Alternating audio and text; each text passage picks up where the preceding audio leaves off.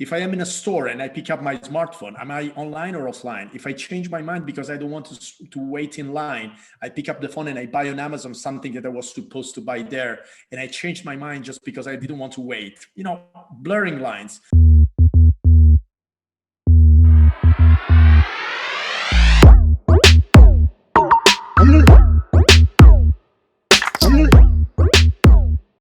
We have our first guest.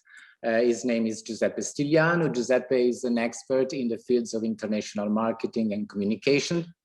He currently holds the role of CEO at Wunderman Thompshon Italy, where he guides a team of 220 talents in the pursuit of business and creative solution for their clients. He's holding a PhD in marketing and economics, and his awe-inspiring resume also includes executive director of award-winning design and communication company AKQA, adjunct professor of retail marketing, innovation and business innovations, and is an acclaimed speaker on digital transformation and corporate innovation.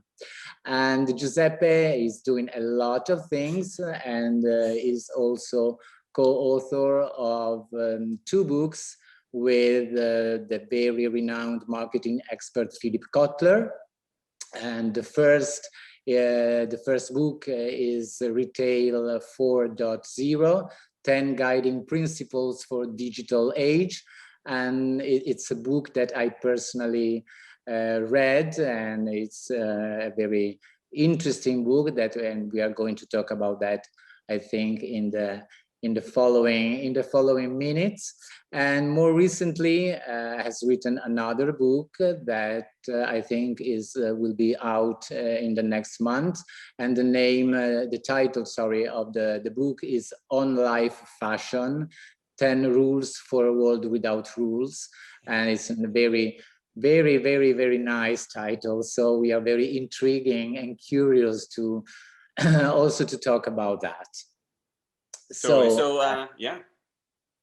Yeah, Giuseppe, you can go right ahead and join us up on the screen right now.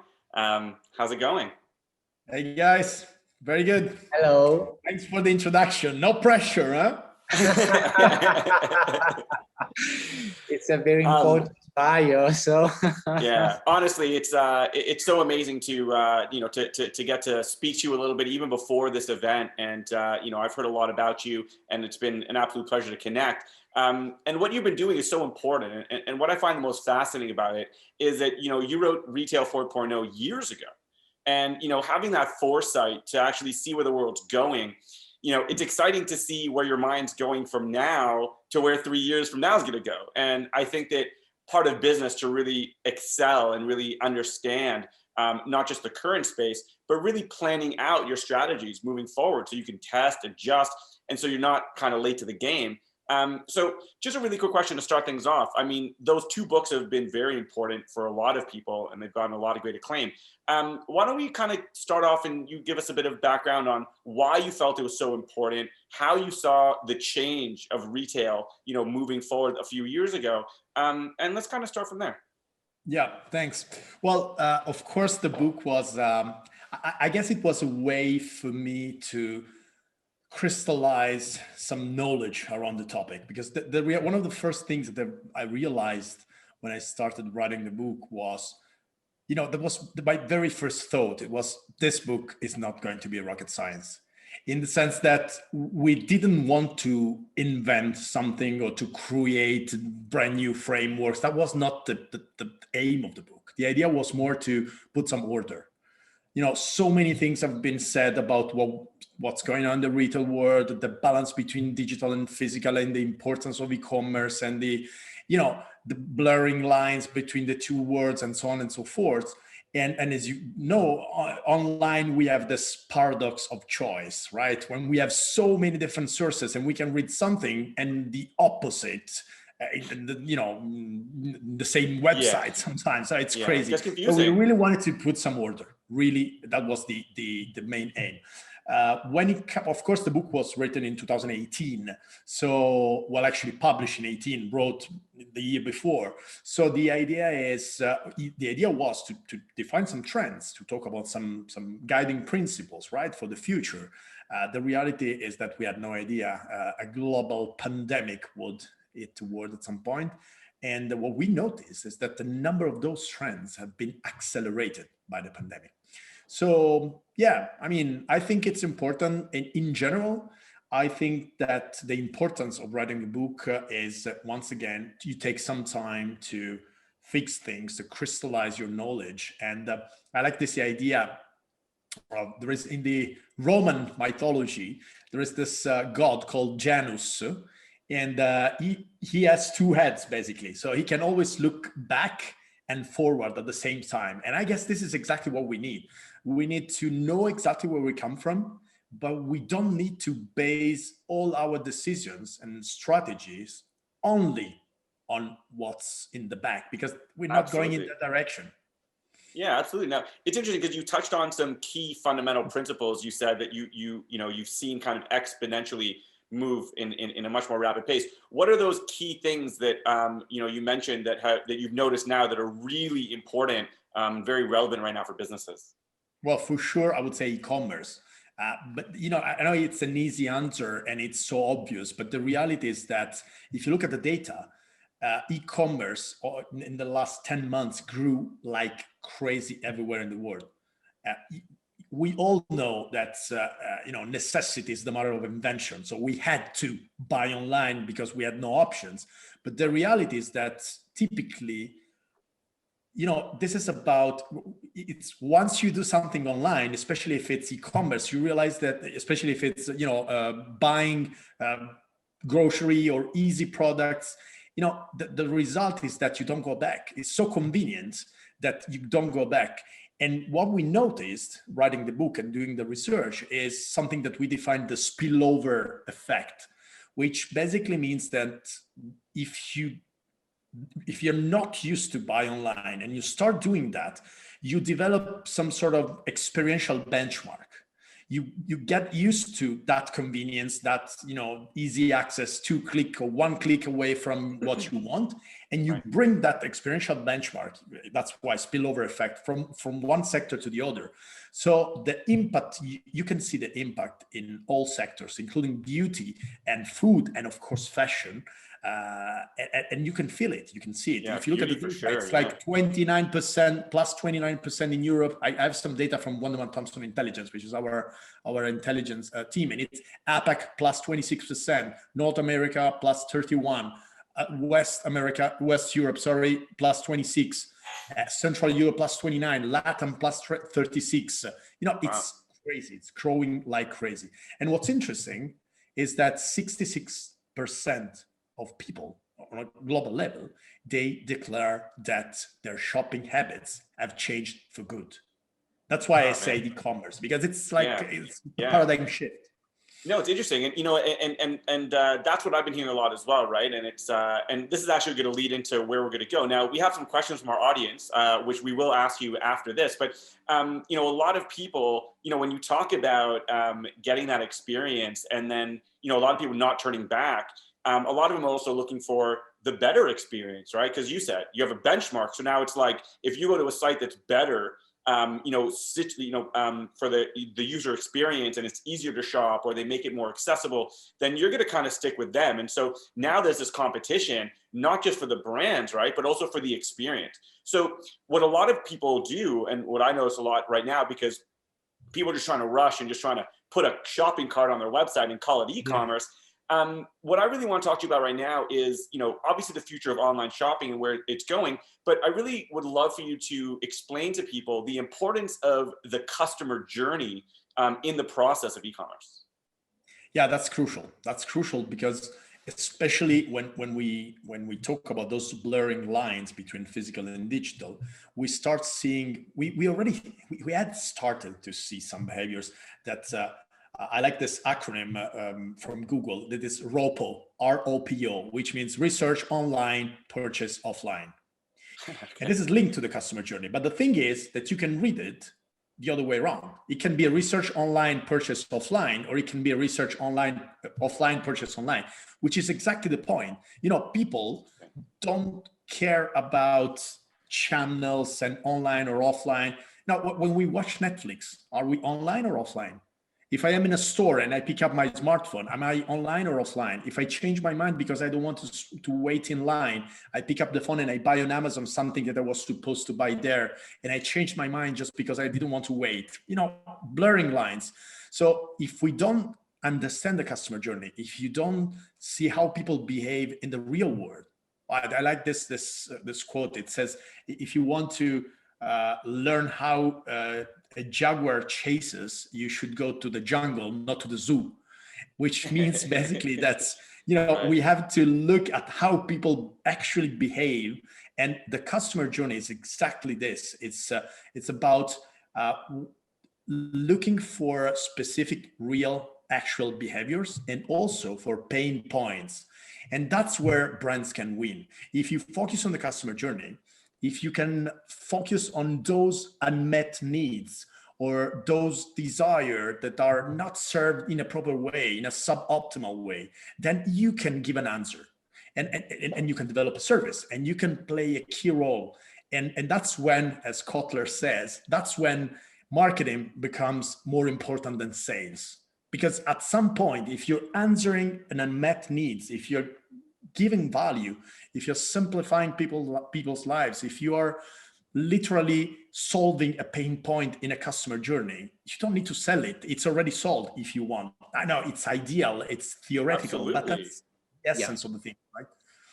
And I So, think that yeah, what you are customer saying, journey. it's very, very interesting, expressed in your previous book, that it's also about customer journey, and you suggest 10 golden rules. You know, be invisible, be seamless, be a destination, be loyal, be personal, and so on. And the impressive thing about that book is that was written 3 years ago, but it looks like it was written yesterday, or I mean, after the pandemic. And it's very interesting because you have foreseen a lot of things together with Philip Kotler. So reading that book now, it seems very, very, very, very, you know, current.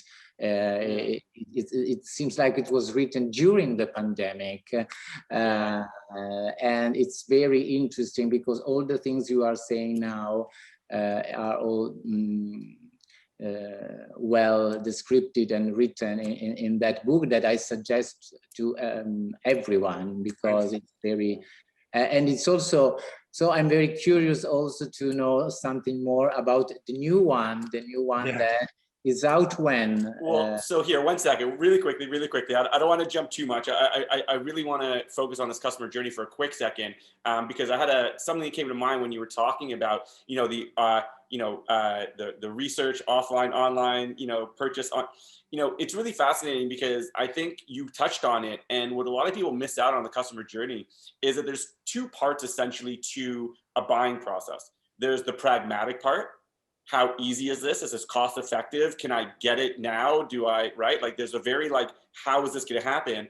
And there's also the emotional part of the experience. And I think that, you know, you were touching on this, and that's why I want to elaborate a little bit, because the emotional part of how we shop online, right? It's not just, oh, well, now this is easy, because now the world's going to start opening up, you know, some places slower than others, but the emotional drive to get people in is such a big part of that. And like you said, it's not just about sales, you know, it's about marketing. Marketing's about emotion. Branding is about emotion, right? It's like, you know, you don't buy Nike shoes because, you know, a couple of years ago, they started putting banner ads on your screen. They've been building brand and marketing for, you know, 40, almost 50 years now, right? I think 1971, something like that. So I really find that really fascinating. And like, do you have any tips specifically in terms of that customer journey where, you know, brands and businesses can make it more than just about the transaction? Well, we could talk 1 hour about this. But there is one thing, as you said, there are some sort of recurring mistakes that we tend to do when we work on that. One of the things, and by the way, the pragmatic part is so relevant, especially now. So looking at the data, 61% of people on a global basis declare that the number one reason for shopping from one online retailer versus another is free delivery. Just to talk about that convenience and that pragmatic part, but the emotional part is crucial as well. One tip that I would like to share is, please do not do the mistake of thinking that online is about an easy transaction and offline is about experience. That's too simplistic. That's not the case. It can be in some cases, but it's not enough. It's not enough to say that, oh, of course, on the physical retailer should create an experience. It's not enough. It's too simple. It's not like that. I give you an example. Absolutely. If I work from 9 to 7 and I go to the supermarket before I go home, I don't want an experience. Oh, actually, the only experience I want is to get in and out in 5 minutes. And probably I don't want to interact with any human being. Right. So it's not an experience. I am a locator, right? I just want to locate my product and get out. So, but I am in a physical store. What I want is to get my product in that specific moment. The problem is that the same individual in the same supermarket on a Saturday afternoon, I can spend half an hour checking all the white wines from South Africa. And if there is a sommelier who tells me the story about the wine and asks me why I want to choose that specific wine, and I tell him that I want to cook that specific fish, so he tells me the story about blah, blah, blah, I stay there. And I'm not a locator. I'm an explorer because I want to buy something, but I want some inspiration and I need help. Thing is that the same individual on the same Saturday afternoon, if I see caviar, which I don't like, so I'm not an explorer in that case because I don't have to buy it, but I'm curious because I don't understand why people spend so much money for fish eggs. So if I see the an installation or something with all this caviar, I can spend 5 minutes, 10 minutes there, just checking everything and the price and the different fish and blah, blah, blah. I'm not even an explorer. I'm a dreamer. I'm dreaming of something, but I don't even know what. I don't care about the product. So locator, explorer, dreamer, same person in the same place. Absolutely. What kind of experience do you want? What kind of experience do you deliver as a store manager, as a store owner? So it's not that easy. That's my point. So do not be too simplistic. That's the advice.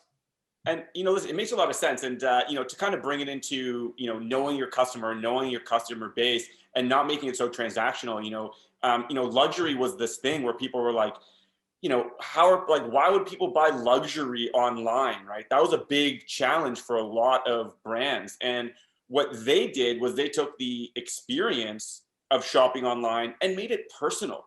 They were like, well, the same experience that people get in the shop, that emotional, we have to figure out how we do that online. So what they started doing is they started scheduling VIP concierges so that when you wanted to go and shop at Gucci, for example, online, you could book in a time and you'll have somebody that'll talk to you about the collection. They'll understand who you are. They're going to see what fits you, what doesn't. They're not just going to give it up to chance. And so that's one experience. And on, brands and businesses on a massive scale is difficult, but not even just fashion. You can even look at furniture, right? Have somebody on the screen to be like, hey, you know what? Why don't you show me around your house a little bit just with your camera?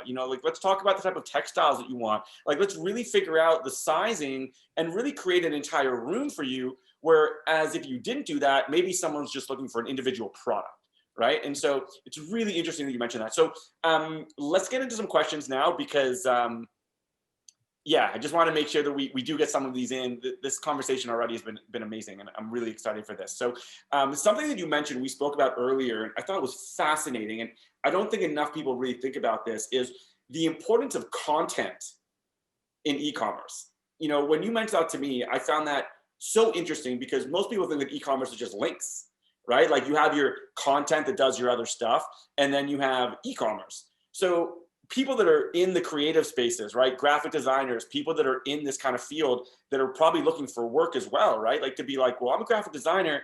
How do I incorporate e-commerce?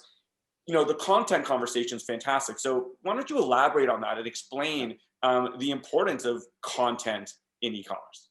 Yeah, I'm gonna answer this question by like blending the last two things that you said. One is luxury and one-to-one curated VIP concierge whatever experience, and the other one is the importance of content.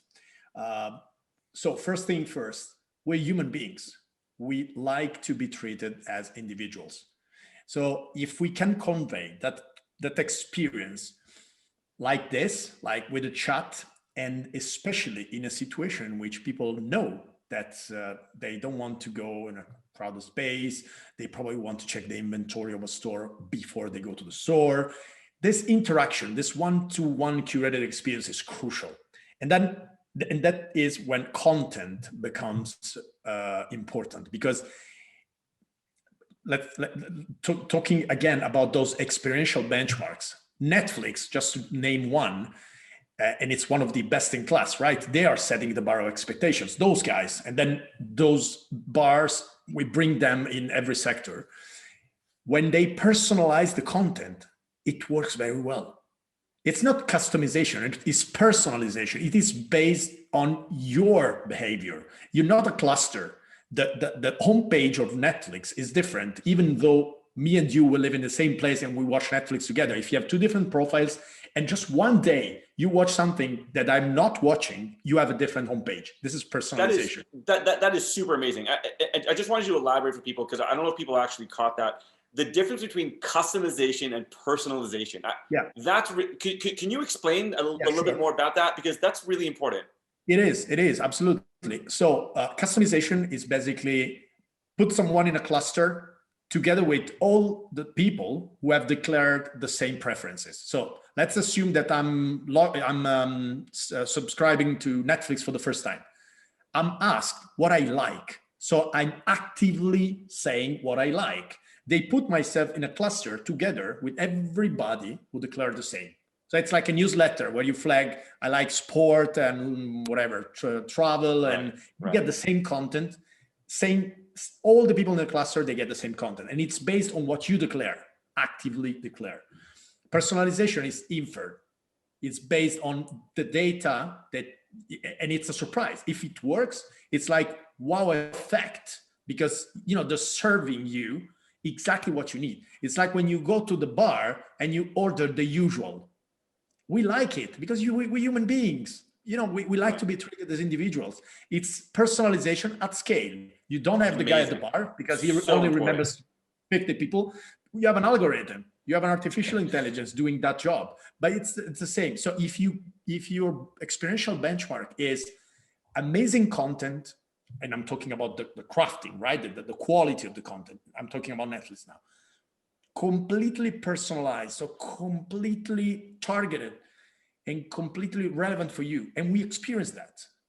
They build a bubble for us. It's like you can pick up all of them. You're gonna like them. They know it, and it gets better and better every time. The more you use it, the better it becomes, right? So the combination of these things, personalization, content, when it gets to e-commerce, especially for luxury or fashion, it's the killer app. And Luca mentioned the new book that I'm writing. This book is about fashion, right? The title is Onlife Fashion. And we mentioned these rules for a world with no rules. One of the CEOs that we interviewed is Federico Marchetti from Yux Net-a-Porter. So the guy has a technical background, of course. And he wrote the rules of luxury, fashion, e-commerce. Interesting, right? Fascinating. Yeah, fascinating person. He said something to me that is always with me. He said something, now I tell you exactly the way he said this to me, and I didn't get it the first time, so bear with me. He said, O2O plus C plus C equals e-commerce squared. Okay. O2O plus O2O. it's a formula, right? Okay, so let me translate this. C plus C means, C2C means content to commerce. Plus O2O, it means offline to online, equals e-commerce squared. So his idea is even though I am Yux Net-a-Porter, I'm conscious of the importance of the physical store, because that's the only way for some people to close the journey, right? They need to be part of that experience, to be part of that ritual. So I have to generate traffic to the physical store, and I'm 100% sure that online I can do other stuff. I can add extra value, and I do that by building amazing content around the product. So it's content to commerce plus online to offline equals e-commerce squared. So double results for my e-commerce. And it's interesting because that's exactly the point. Yeah, so fascinating. And last comment on this, we are seeing brands becoming broadcasters. That's what is happening. They are creating content. They are 100%. Creating videos. They are creating branded content. They are creating, and this is just because it is the only way to be relevant for people. People don't want to be interrupted. They don't want you to jump in while they're doing another stuff with, this interruption marketing. They want to be entertained. And that's the role of the brand, to switch from sell to serve. Just a few letters, but it makes a difference. No, it totally does. And, I talk to a lot of my brands and clients about the same thing, where it's like, nobody wants to be sold to anymore, especially now on socials. It's funny because most people that I know that run companies, when they're on socials, like they'll just, I'll be with them, we'll be hanging out, and they'll swipe past all the ads. But then they'll be like, they'll do ads the same way because they think that they're more important or they're more special. And I tell people all the time, and it's such a great point that you brought up. It's that, any business or brand online has to be a media company first and their business second. When you're providing information and content around your space, it's providing value for people. There's ways to sell in that process without offending and constantly being like, new thing, wouldn't you be cooler if you wore this? Like, talking about what's going on in the space. Sustainability is a big thing. And I love that Rebecca's gonna be coming up soon. And we're gonna talk about that because she works with a lot of sustainable brands. But like, there's so much missed opportunity for people because they just try to sell. And then they sit and they go, well, why is nobody buying? But then when people try to sell them, they go, stop it, just stop selling me.